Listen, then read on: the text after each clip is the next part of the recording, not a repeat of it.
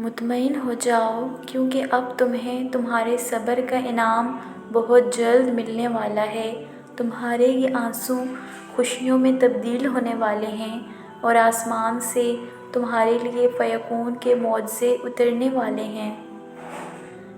دل راضی نہ ہو تب بھی دعا کے لیے ہاتھ اٹھاؤ، کوئی امید باقی نہ رہے تب بھی اس سے مانگو۔ وہ جو رات سے دن نکال سکتا ہے نا، وہ نا امیدی سے یوں امید نکالے گا کہ تم حیران رہ جاؤ گے۔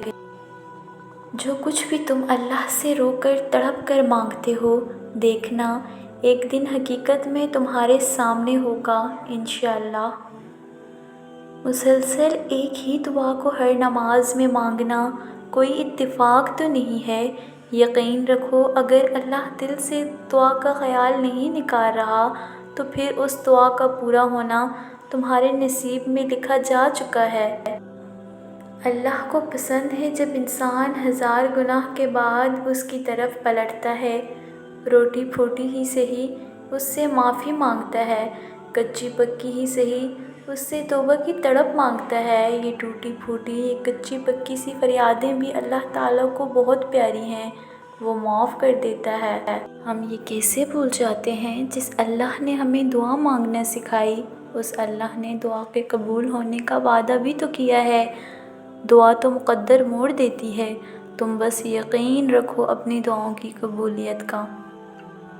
دیکھو ہر مشکل کے بعد آسانی ہے، تم کیسے مایوس ہو سکتے ہو جبکہ اللہ نے فرمایا بے شک ہر مشکل کے بعد آسانی ہے، تو مایوسی کی بات کیا؟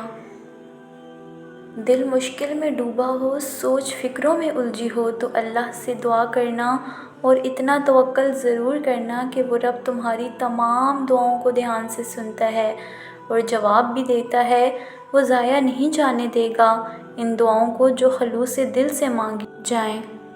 ہو سکتا ہے یہی قبولیت کی گھڑی ہو اور تمہیں وہ سب مل جائے جسے پا کر تم خوش ہو جاؤ۔ ایک بار پھر ہمت کر کے اس سے مانگ لو، وہ دینے پر قادر ہے، وہ تمہیں ضرور عطا کرے گا۔